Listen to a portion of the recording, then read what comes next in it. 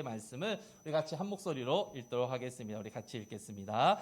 이후에 아람 왕 벤 하닷이 그의 온 군대를 모아 올라와서 사마리아를 애워싸니 아람 사람이 사마리아를 애워싸므로 성중이 크게 줄여서 나귀 머리 하나에 은 80세겔이요 비드길동 4분의 1갑에 은 5세겔이라 하니 이스라엘 왕이 성 위로 지나갈 때에 한 여인이 외쳐 이르되 나의 주 왕이여 도우소서. 왕이 이르되 여호와께서 너를 돕지 아니하시면 내가 무엇으로 너를 도우랴. 타작마당으로 말미암아 하겠느냐 포도주 틀로 말미암아 하겠느냐 하니라. 또 이르되 무슨 일이냐 하니 여인이 대답하되 이 여인이 내게 이르기를 내 아들을 내놓아라. 우리가 오늘 먹고 내일은 내 아들을 먹자 하며 우리가 드디어 내 아들을 삶아 먹었더니 이튿날에 내가 그 여인에게 이르되 내 아들을 내놓아라. 우리가 먹으리라 하나 그가 그의 아들을 숨겼나이다 하는지라. 왕이 그 여인의 말을 듣고 자기 옷을 찢으니라. 그가 성 위로 지나갈 때에 백성이 본즉 그의 속살에 굵은 배를 입었더라. 왕이 이르되 사밧의 아들 엘리사의 머리가 오늘 그 몸에 붙어 있으면 하나님이 내게 벌 위에 벌을 내리실지로다 하니라. 그때에 엘리사가 그의 집에 앉아 있고 장로들이 그와 함께 앉아 있는데 왕이 자기 처소에서 사람을 보냈더니 그 사자가 이르기 전에 엘리사가 장로들에게 이르되 너희는 이 살인한 자의 아들이 내 머리를 베려고 사람을 보내는 것을 보느냐. 너희는 보다가 사자가 오거든 문을 닫고 문 안에 들이지 말라. 그의 주인의 발소리가 그의 뒤에서 나지 아니하느냐 하고 무리와 말을 할 때에 그 사자가 그에게 이르니라. 왕이 이르되 이 재앙이 여호와께로부터 나왔으니 어찌 더 여호와를 기다리리요. 엘리사가 이르되 여호와의 말씀을 들을지어다. 여호와께서 이르시되 내일 이맘때에 사마리아 성문에서 고운 밀가루 한 스아를 한 세겔로 매매하고 보리 2스아를 한 세겔로 매매하리라 하셨느니라. 그때에 왕이 그의 손에 의지하는 자 곧 한 장관이 하나님의 사람에게 대답하여 이르되 여호와께서 하늘에 창을 내신들 어찌 이런 일이 있으리요 하더라. 엘리사가 이르되 내가 내 눈으로 보리라. 그러나 그것을 먹지는 못하리라 하니라. 아멘. 여러분 혹시 그 베네수엘라라는 나라를 혹시 아십니까? 우리 남미 북서쪽에 카리브해와 면하고 있는 나라입니다. 석유가 나는 산유국이기 때문에 상당히 부유했던 나라이지요. 그런데 그 부유함을 누린 과거가 있는 나라로 지금 전락을 해버렸습니다. 2018년도에 원유의 값이 급격하게 떨어지면서 원유 수출에만 집중했었던 베네수엘라가 아주 극심한 인플레이션을 맞이했기 때문에 그렇습니다. 물가가 2018년부터 1년 동안 100만%가 올랐다라고 이야기를 합니다. 우리로 따지면 1년 만에 10,000원짜리 지폐가 1원의 가치로 떨어지게 되어졌다라는 이야기입니다. 여러분 그렇다면 어떻게 되어졌습니까? 10,000원짜리를 가지고 갔는데 1원의 값어치밖에 못한다고 한다면 100만 원을 가지고 가야 100원 정도밖에 안 된다는 이야기지 않습니까? 완전히 경제가 초토화되어졌기 때문에 가계의 부채가 엄청나게 늘어나게 되어졌고요. 화폐로서의 값어치를 상실하게 되어지니까 수많은 사람들이 정말로 먹고 사는 문제에 빠지게 되어졌습니다. 지금까지 600만 명이나 되는 사람들이 살기 위해서 베네수엘라를 떠났다라고 이야기를 합니다. 지금은 어떤가라고 살펴보았더니 지금은 마약갱들과 조직폭력배가 국가의 치안을 유지하는 정도에 이르게 되어졌다라고 보도를 하고 있더라고요. 분명 몇 년 전까지만 하더라도 우리나라가 좀 본받아야 한다, 우리나라가 좀 닮아가야 한다라고 바라볼 정도로 부러워했었던 나라에 속하였습니다. 그런데 경제가 고립되어지고 그로 인하여서 경제가 무너지게 되어지고 모든 사람들이 살 수 없게 되어지니까 한 나라가 얼마나 순식간에 망해가는가라는 것을 볼 수 있는 대표적인 예가 되어졌습니다. 말씀 처음에 이 베네수엘라의 이야기를 드린 이유는 오늘 말씀에서 나오고 있는 이스라엘 백성들의 모습과 지금 우리가 바라보는 베네수엘라의 상황이 조금 더 가깝게 비슷하게 보이기 때문에 그렇습니다. 이해를 돕기 위해서 베네수엘라의 이야기를 드리긴 했지만요, 정작 그 나라에서 살아가는 이들은 지금도 너무나도 힘겨운 삶들을 살아가고 있습니다. 그런데 오늘 말씀의 이스라엘 백성들은 이런 수준을 훨씬 더 넘어서는 고통을 만나고 있는 것을 확인할 수가 있습니다. 과연 이런 일이 일어날 수 있을까라는 의문이 들 정도로 죄송하지만 주일 아침에 묵상하기에는 좀 잔혹한 상황들이 우리에게 그려지고 있기 때문에 그렇습니다. 게다가 다른 사람들도 아니고요, 하나님께서 선택하신 하나님의 백성들의 이야기이기 때문에 더욱더 이해하기가 어려운 것이 사실입니다. 하나님의 백성들이 이방인들에 의하여 조롱당하는 이야기이고요, 반인륜적인 범죄가 하나님의 백성들 사이에서 아무런 죄 없이 저질러지고 있는 장면이고, 이 모든 것을 아시는 하나님께서 여전히 침묵하고 계시는 이야기가 바로 오늘 말씀이기 때문에 그렇습니다.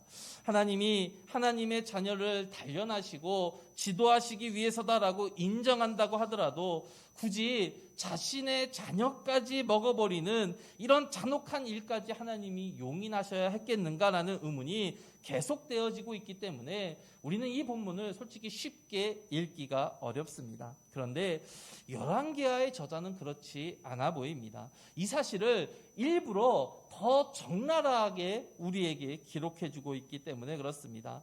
28절과 29절을 보시면 정말로 생생하게 자녀를 먹는 기록을 기록해주고 있습니다.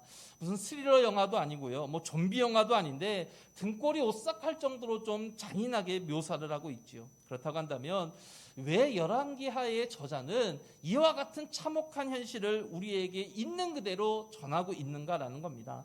단순하게 사마리아 성이 점령되어졌고 모든 백성들이 굶주린 가운데 처해서 죽게 되어졌다라고 이야기하고 넘어가도 되는데요, 왜 굳이 이것을 이렇게 상세하게 기록하고 있는가라는 겁니다. 먼저 우리는 이 본문을 묵상할 때 세 가지의 사항을 좀 전제하고 읽으셔야만 합니다. 첫 번째는 고대 사회의 전쟁의 특성상 베나닷이 원하고 있는 것은요, 이스라엘 왕의 황복만을 원하고 있었다라는 사실입니다. 두 번째는 그럼에도 불구하고 왕이 항복이 끝날 때까지 버티는 것을 선택하였다라는 것이지요. 세 번째는 그러한 선택에 대해서 아무런 준비나 아무런 대응이 없이 오랜 시간을 흐르게 되어졌다라는 사실입니다. 이와 같은 사실을 전제한 상태에서 오늘 말씀을 보게 되어지면요, 왕에게 도움을 요청하고 있는 이 여인의 이야기가 실제로 우리에게 어떤 것을 이야기하는지를 알게 되어지지요. 단순히 사마리아의 물자가 떨어져서 이와 같은 일들이 있었다는 사실을 이야기하는 것만이 아니다라는 이야기입니다. 28절과 29절의 이야기는요, 힘 있는 어른이 살기 위하여서 힘없는 자녀를 희생시키는 이야기로 볼 수가 있지요. 또한 그렇게 희생을 시켰음에도 불구하고 당장의 문제만 해결되어졌을 뿐 문제의 근원이 해결되어지지 않았다라는 것도 확인할 수 있습니다. 무슨 말이냐면 문제를 풀어내어서 해결의 실마리를 찾아야 하는 사람들이 문제를 풀려고 하기보다는 자신보다 힘없는 이들을 희생시킴으로 인하여서 지금의 위기의 순간만을 모면하려고 하고 있었다라는 겁니다. 그렇기 때문에 이 여인은 누가 보아도 부끄러워하고 수치스러워해야 할 일임에도 불구하고 당당히 마치 그것이 자신의 권리인 양 왕 앞에 나서고 있었던 것이지요. 아마 이런 마음이었을 것 같습니다. 나만 살면 된다라는 것이죠. 나만 편하면 되고 나만 배부르면 된다라는 겁니다. 그것이 아무리 악한 것이어도 상관이 없어요. 왜요? 지금 내가 살아야 다음을 생각할 수 있기 때문에 그렇습니다. 그러기에 힘 있는 내가 힘없는 이들을 취하는 것은 절대로 나쁜 것이 아니다라고 스스로 자위하는 겁니다. 이것 때문에 다른 사람들이 다쳐도, 이것 때문에 다른 사람들이 죽임을 당해도 나는 괜찮다는 거예요. 왜요? 나의 문제는 최소한 해결되어졌기 때문에 그렇습니다. 지금 이것이 오늘 본문에 나오는 여인의 믿음이고 마음이다라는 거예요. 그런데 이렇게 보게 되어지면 이 여인의 모습, 너무나도 자연스럽게 이 이야기를 듣고 있는 이스라엘 왕의 모습으로 여러분 연결이 되어집니다. 여러분, 지금 왕이 어떻습니까? 자신이 살기 위하여서 백성들을 고난의 길로 걸어가게 하는 거예요. 아무런 대비 없이, 아무런 반평도 없이 그는 왕의 삶을 포기하지 않고 백성들의 삶을 포기하게 만들고 있었다라는 겁니다. 무슨 말씀이냐면, 지금 열왕기하의 저자는 이 모렴치한 여인과 이스라엘 왕을 비교하면서 이 둘이 지금 같다라는 것을 우리에게 알려주고 싶었다라는 거예요. 자식을 죽여서 삶아먹는 것 같이 파렴치한 자가 바로 지금 이스라엘의 왕이다라는 것을 보여주고 있는 겁니다. 이 고통의 문제를 해결하기 위하여 고민하고 기도하고 하나님께 나아가야 함에도 불구하고 그러지 않고 자신만 살기 위하여, 자신만 이 고통을 벗어나기 위하여 최선을 다하고 있었던 사람이 바로 이스라엘의 왕이었다라는 것을 우리에게 보여주고 싶었던 것이지요. 그리고 더 화가 나는 것은 왕 또한 자신이 어떤 일을 하고 있는지를 모르고 있었던 것이 아니라 분명하게 알고 있었다라는 사실입니다. 그 증거가 30절 말씀이에요. 우리 30절 말씀을 같이 한번 읽어보도록 하겠습니다. 왕이 그 여인의 말을 듣고 자기 옷을 찢으니라. 그가 성 위로 지나갈 때에 백성이 본즉 그의 속살에 굵은 배를 입었더라. 왕이 괴로움으로 이 이야기를 듣고 너무 괴로워서 옷을 찢습니다. 그런데 안에 베옷을 입고 있었지요. 굵은 베옷을 입었다라는 이게 회개와 슬픔의 마음을 가지고 있었다라는 것을 보여주는 의식적인 행동입니다. 백성들이 굵은 배를 입고 있는 왕을 보았다라는 것은 왕이 지금 얼마나 애통하고 있으며 얼마나 힘들어하고 있으며 얼마나 심각하게 이 문제를 받아들이고 있는가라는 것을 알게 되어졌다라는 이야기예요. 그런데 문제는 이것이 쇼였다라는 겁니다. 왕이 옷을 찢은 것도, 그의 몸에 굵은 배를 입었었던 것도 자신으로 인한 고통당하는 이들의 눈을 가리기 위한 쇼였다라는 거예요. 여러분, 그 증거가 이어지는 31절 말씀에 그대로 나타납니다. 우리 같이 한번 읽어보겠습니다. 왕이 이르되 사밧의 아들 엘리사의 머리가 오늘 그 몸에 붙어 있으면 하나님이 내게 벌 위에 벌을 내리실지로다 하니라.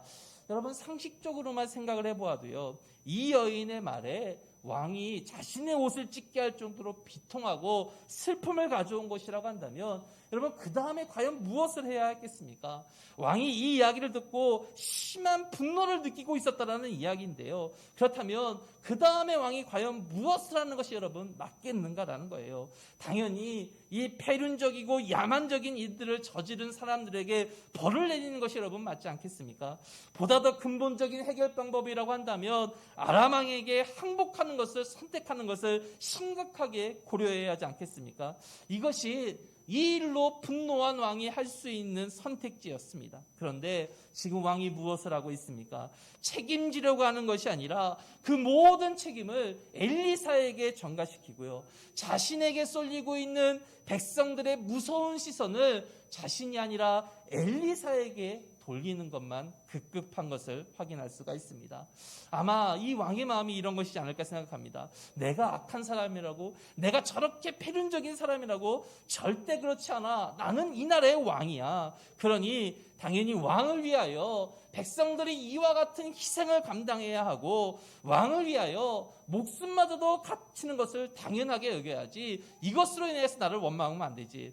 그래도 분이 안 풀리니까 차라리 이 분노를 엘리사에게 풀어버려. 저 선지자가 아람 군대를 풀어주었기 때문에 지금 이 문제가 생긴 것이지 우리의 문제는 전혀 아니잖아. 이제 내가 죽이자고 했었을 그때 죽였다면 아무런 문제가 없을 것인데 엘리사가 살려주었으니 모든 책임은 왕인 내가 아니라 엘리사에게 풀어야 한다. 지금 이것이 왕이 생각하고 있는 마음이다라는 거예요. 자신이 책임져야 할 문제가 있음에도 불구하고 하나님께 모든 것을 전가하고요, 여전히 자신은 뒤에 숨어서 백성들의 피를 빨아먹고 목숨을 부지하고 있는 것이 지금 이스라엘 왕의 모습이다라는 겁니다. 그리고 확장하여 해석을 하면 결국 이스라엘 왕의 이 모습이 이스라엘 백성들의 영적인 모습이다라는 것이지요. 내가 중심이 되어져서 누군가를 죽이고 누군가를 무너뜨리고 누군가를 고난받게 하지만 정작 나는 잘 되고 있기 때문에 이 모든 것을 전혀 문제 삼고 있지 않았다는 겁니다. 그리고 자신의 이 모든 모습을 정당화하기 위하여서 하나님마저도 팔아버리고 있는 것이지요. 내가 밟고 일어선 그 사람, 내가 해코지했던 그 사람, 내가 죽여버린 그 사람에게 나 때문이 아니라 하나님이 그러신 것이고 하나님이 뜻이 그런 것이다. 그러니 그 아픔을 나에게 가져오지 말고 하나님께 가져가라라고 말하고 있는 것이 지금 이스라엘 백성들의 영적인 현실이었다는 거예요. 이러한 이스라엘 왕의 마음이 33절에 정확하게 묘사가 되어져 있습니다. 우리 같이 한번 읽어보겠습니다. 무리와 말을 할 때에 그 사자가 그에게 이르니라. 왕이 이르되 이 재앙이 여호와께로부터 나왔으니 어찌 더 여호와를 기다리리요. 왕이 지금 하고 있는 이 말, 이 재앙이 여호와께로부터 나왔으니 어찌 더 여호와를 기다리리요라는 이 말을 히브리어 원어에서 직역을 하면 이렇습니다. 보라, 이는 여호와로부터 온 고통이다. 내가 여호와께 무엇을 더 기대해야 하겠는가라는 이야기예요. 엘리사와 백성의 지도자들이 다 있는 곳에서 왕이 한 말입니다. 이 고통, 이 문제 나의 것이 아니다라는 거예요. 하나님께서 온 것부터라는 이야기를 합니다. 하나님께서 주신 것인데 과연 내가 무엇을 할 수 있느냐라는 이야기예요. 나는 아무것도 할 것이 없다라는 이야기를 하는 겁니다. 어떻게 보면 하나님만 하실 수 있습니다라는 신앙의 표현처럼 보이지요. 그래서 신학자에 따라서는 이때 이스라엘의 왕이 하나님께서 원하시는 길로 돌아왔다라고 해석을 하기도 합니다. 하지만 앞의 이야기들을 고려해 보면 왕은 여전히 자기에게로 돌아오고 있는 백성들의 비난의 화산을 피하기 위하여 하나님을 팔고 있는 것이다라는 것을 우리는 확인할 수가 있습니다. 이렇게 보면 왕은 끝까지 하나님을 빙자해서 자신의 유익과 자신의 삶만을 강구하고 있다는 것을 확인하게 되어집니다. 그런데 놀랍게도요, 하나님의 회복의 역사가 바로 이 시점에서부터 시작을 하고 있다는 겁니다. 왕이 그의 모든 실체를 백성들 앞에서 다 드러냈을 그때가 바로 하나님의 회복의 시작이 되어졌다는 거예요.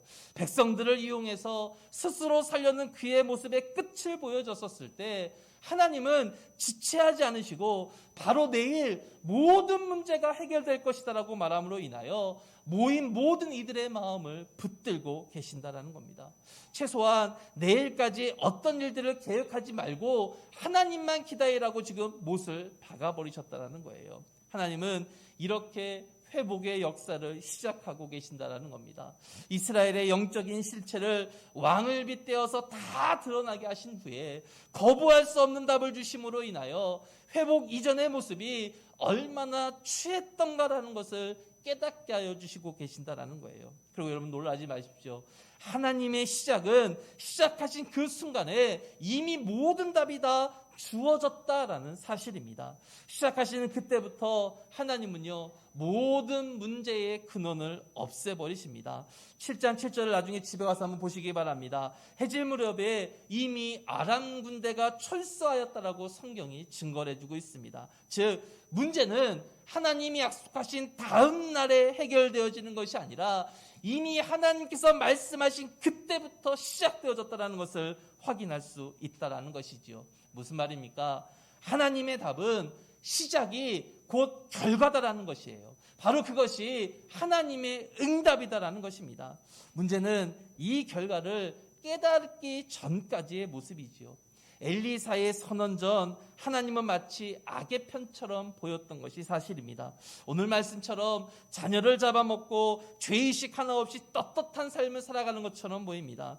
백성들을 처참한 환경에 몰아넣으며 쇼를 하면서 자신의 기득권을 지키고 있는 이스라엘의 왕처럼 모든 것이 드러나기 전까지의 과정은 하나님이 없는 것처럼 보이기 때문에 그렇습니다. 그러면 우리는 바로 그와 같은 과정을 성도로서 어떻게 바라보고 어떻게 해석하고 어떻게 적용해야 하는가라는 것이지요. 하나님의 자녀가 하나님의 보호하심 속에서 이 세상을 능력으로 살아가는 것은 분명 변함없는 진리입니다. 그런데 오해하지 말아야 할 것은 그것이 나만을 위한 것이 아니다라는 사실이지요. 나를 보혈의 능력으로 깨끗하게 하여 주시고 새롭게 만들어 주셔서 위대한 하나님의 자녀로서의 권세를 주신 것은 분명한 사실입니다. 거역할 수 없는 진리입니다. 그렇지만 그것이 또 하나의 권력으로 또 하나의 폭력으로 변질되어지는 것은 하나님의 마음이 전혀 아니다라는 사실이에요. 그런데 여러분들도 아시는 것처럼 많은 성도님들이 이와 같은 것으로 믿음 없는 사람들에게 영적인 폭력을 가하는 것을 우리는 너무나도 쉽게 만나게 되어집니다. 같은 예수님을 믿고 있는데 그 예수님 때문에 좀 욕을 먹을 때가 있다라는 것이지요. 내가 믿는 예수님은 진리이고 네가 믿는 예수님은 잘못되어졌다라고 말하는 사람들 우리가 좀 쉽게 만나기 때문에 그렇습니다. 그것뿐만이 아니지요. 교회에서도 나만 알아봐달라, 나만 바라봐달라고 이야기하는 분들이 상당히 많이 있습니다. 나에게 조금이라도 손해가 되어지면 절대로 아무것도 하지 않으려 하고 나에게 이득이 되는 것이 있으면 누군가에게 상처를 주더라도 나의 것으로 만들려는 성도님들이 상당히 많이 있습니다. 여러분 한번 생각해 보시기 바랍니다. 이상하게 대부분의 성도님들이요, 교회에서 상처받았다는 이야기를 상당히 좀 많이 하세요. 내가 교회에서 이런 상처를 받았습니다. 이런 상처를 받았습니다라는 이야기들을 많이 하십니다. 근데 참 신기한 게 무엇이냐면 상처를 주었다고 하시는 분은 한 번도 못 만나봤다는 사실이지요. 상처를 받았으면 누군가는 상처를 주었을 텐데 한 번도 제가 목회 생활하면서 내가 성도들에게 상처 주며 살았습니다라는 사람을 만나본 적이 없다라는 사실입니다. 왜 그렇겠습니까? 내가 상처받은 것만 기억을 하기 때문에 그렇겠지요. 그렇죠? 상처를 줬다는 것은 잘 모르고 상처를 받았던 것만 기억을 하기 때문에 그렇습니다. 아니라고 한다면 내가 상처를 준 적도 있지만 내가 받은 상처에 비하면 그거는 아무것도 아니다라고 생각을 하기 때문에 그렇지요. 여러분 다 같은 이야기입니다. 오늘 말씀의 여인과 솔직히 다를 것이 없다라는 거예요. 오늘은 내 아이를 먹고 내일은 네 아이를 먹자는 이 말과 여러분 무엇이 과연 다른가라는 겁니다. 내가 은혜를 받기만 하면 다른 이들은 조금 힘들어도 된다는 그 생각들, 바로 그것이 오늘 말씀에 나오고 있는 자신만을 바라보고 있는 이스라엘 왕과 과연 무엇이 다른가라는 거예요. 아직까지 아무런 문제가 없었다고, 지금은 괜찮다고, 그러니까 굳이 이것 들춰내서 문제 삼을 것 없다라고 여기시는 분들이 혹시 계십니까? 하나님이 인정하여 주신 것이 아니라 하나님이 참고 계신다는 사실을 여러분 깨달으셔야만 합니다. 그것이 정말 없어져야 하기 때문에 하나님은 그것이 모두 드러날 때까지 참고 기다리시는 중이다라는 사실을 우리가 알아야 한다는 것이지요. 그렇다면 하나님은 무엇을 기다리고 계신 것이겠습니까? 그것은 우리의 중심입니다. 우리의 마음입니다. 말씀에서 살기 위해 아이를 잡아먹는 이 비참 모습이 여러분 왜 생겼겠습니까? 결국 나라는 존재가 그 무엇보다 중요하다라고 여기기 때문에 그렇습니다. 나를 먼저 보게 되어지니까 다른 것은 안중에도 없게 되어지는 겁니다. 나만 바라보게 되어지니까 다른 사람들은 안중에도 없게 되어지는 거예요. 그러다 보니 더 이상 남이 받는 아픔은 나에게 크게 다가오지 않게 되어지는 겁니다. 심지어 나의 행동으로 인하여 그 사람이 영적으로 죽게 되어지는 지경에 이르게 되어져도 나는 아무렇지도 않은 신앙생활을 하게 되어진다는 겁니다. 내가 먼저 보이게 되어지면요, 여러분 자식을 잡아먹어도 당당해지는 모습을 바라보게 되어지고요, 내가 먼저 보이게 되어지면 하나님마저도 나를 세우기 위한 핑곗거리에 지나지 않게 되어진다는 겁니다. 내가 먼저 보이게 되어지면 이미 답하신 주님의 응답마저도 흘려버리게 되어진다는 거예요. 그러기에 내가 아닌, 나가 아닌 하나님을 먼저 바라보는 하나님의 자녀로서의 모습이 저와 여러분들 가운데 회복되어져야만 한다는 겁니다. 그리고 이 회복을 위해서는 우리의 중심이 과연 무엇이 있는가라는 것을 만천하에 드러내야 한다는 거예요. 그래서 하나님은 상황과 현실의 삶을 사용하셔서 우리의 본심이 어떠한지를 드러내신다는 것입니다. 우리의 진짜 마음이 다 드러나실 때까지 하나님도 아프시지만 참으신다는 거예요. 왜요? 그래야만 우리가 하나님의 자녀로서 온전한 삶을, 회복의 삶을 살아낼 수 있기 때문에 그렇습니다. 여러분, 이것을 알았다면 우리는 어떻게 해야 하겠습니까? 우리의 중심이 어떠한지 주님께 알려드리는 삶을 살아야겠지요. 우리의 중심에 과연 무엇이 자리 잡고 있는지를 살펴보고 돌아봄으로 인하여 이 자리에 다른 것이 아니라 하나님이 계시도록 하나님 살아가야 하겠지요. 여러분, 갑질의식, 신앙의 우월의식, 성공주의, 물질주의, 이 모든 것들이 공통점이 무엇입니까? 나만 바라보게 하고요, 나의 유익만을 강조하게 되어지는 것이지요. 성경은 바로 그것이 잘못된 신앙이라는 이름으로 우리의 마음의 중심에 자리 잡지 않기를 원하고 있다는 겁니다. 여러분, 구약의 우상숭배가 우리에게 바로 이것을 그대로 보여주고 있습니다. 구약의 우상숭배, 작은 모습이지만 그냥 내버려둔다고, 무시한다라고 사라지는 것들이 아닙니다. 결국에는 이것이 자라나서 우리의 마음 가운데서 하나님을 내몰게 하는 계기가 되어지죠. 그러니 더 이상 방관하지 말고, 더 이상 기다리지 말고 신앙의 결단과 선언을 통하여서 이미 답을 주셨으므로 응답하신 하나님을 우리의 중심에 담기를 소망합니다. 나만을 바라보는 그 신앙의 모습이 다른 누군가를 힘들게 하고 아프게 하지 않도록 내버려두는 것이 아니라 서로를 화목하게 하는 성령 하나님으로 인하여서 하나님의 가치를 회복할 수 있는 우리가 되어지기를 바랍니다. 여러분, 혹시 나에게 있는 신앙에 있어서의 갑질의 모습이 무엇이라고 여기십니까? 나에게 있어서는 괜찮다라고 여기는 세상의 가치가 다른 사람에게 있어서는 힘들게 하는 것들은 과연 무엇이 있겠습니까? 나를 악하게 만드는 행동임에도 불구하고 괜찮다라고 아니하고 자족하고 있는 모습은 과연 무엇이 있습니까? 조금만 신경 쓰게 되어지면 할 수 있는데 그런 거 필요 없다라고 말하면서 포기하게 만들고 있는 마음들은 과연 무엇이 있습니까? 여러분, 이러한 것들이 쌓이면 우리는 어느 순간 누군가를 억압하고 누군가를 힘들게 하는데도 괜찮다라고 여기는 이상한 믿음을 가지게 되어집니다.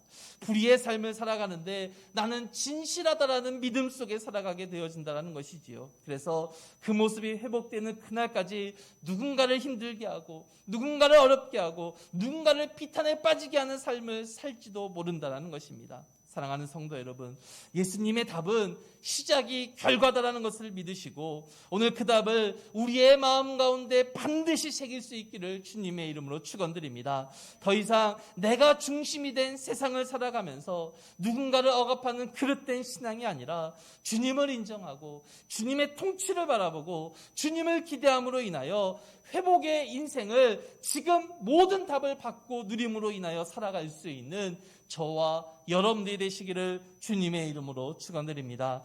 우리 이 시간에 함께 주의 옷자락 만지며 라는 찬양을 함께 부르기를 원하는데요. 이 후렴의 가사가 여러분 이렇습니다. 주의 옷자락을 만집니다. 주의 두 발을 씻깁니다. 주님의 그 발에 입을 맞춥니다. 여러분, 이것이 무엇입니까? 주님을 사랑하는 사람들의 모습이지요. 믿음의 사람들만 할 수 있는 신앙의 표현들입니다. 그런데요, 그 다음 가사가 무엇이냐면 나의 왕관을 내려놓겠습니다 라는 고백이에요.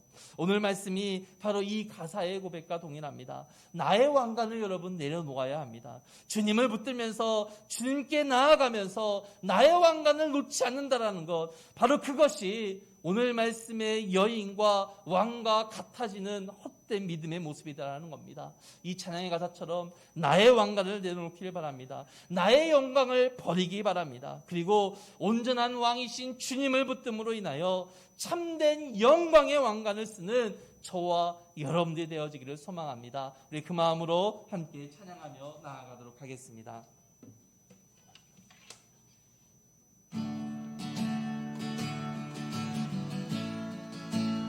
주발 앞에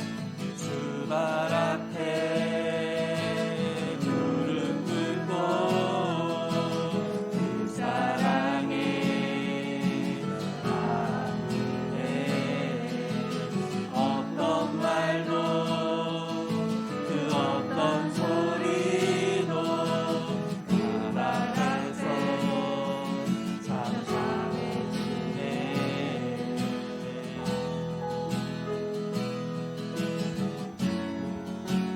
주 나의 사랑 그 발 앞에 앉아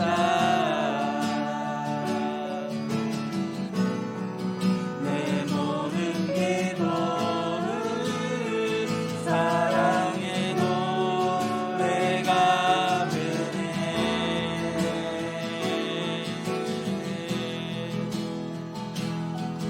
주의 옷자락 만지며 주의 두 발을 씻기며 주님 그 발에 입 맞추며 나의 왕관을 놓으리. 주의 옷자락 만지며 주의 두 발을 씻기며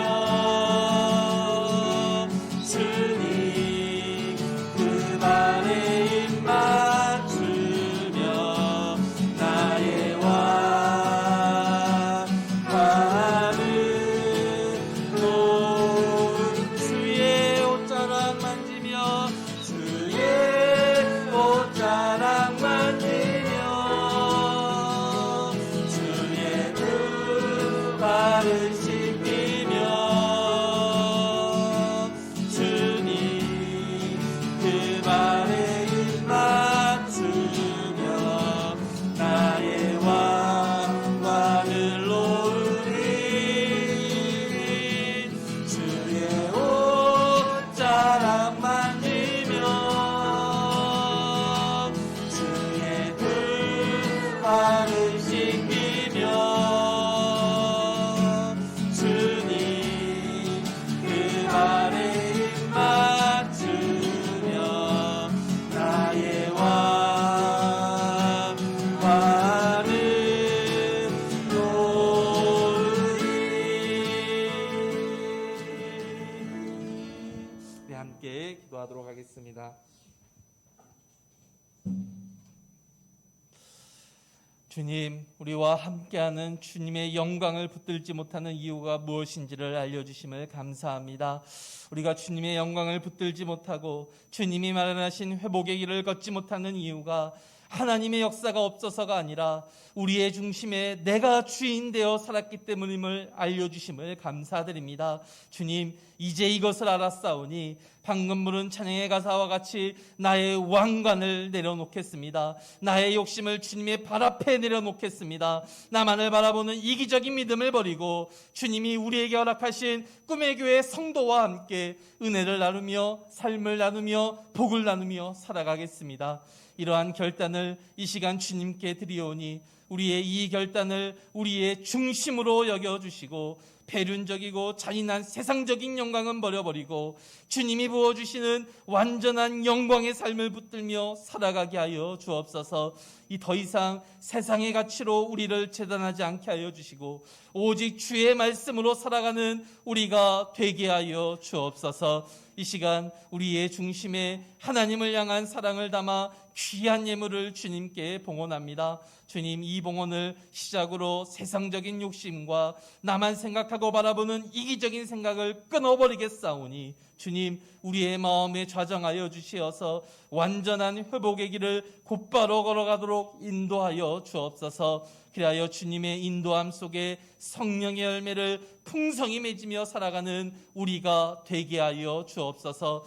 이제는 우리 주 예수 그리스도의 은혜와 하나님의 무한한 사랑과 성령님의 충만하심이 나만을 바라보고 나만을 위하여 살아가는 삶을 떠나서 주님을 주인으로 여기며 주와 함께 또한 이웃과 함께 살아나는 신앙생활을 하기로 다짐하는 사랑하는 주의 자녀들 머리 위에 우리의 가정과 직장 위에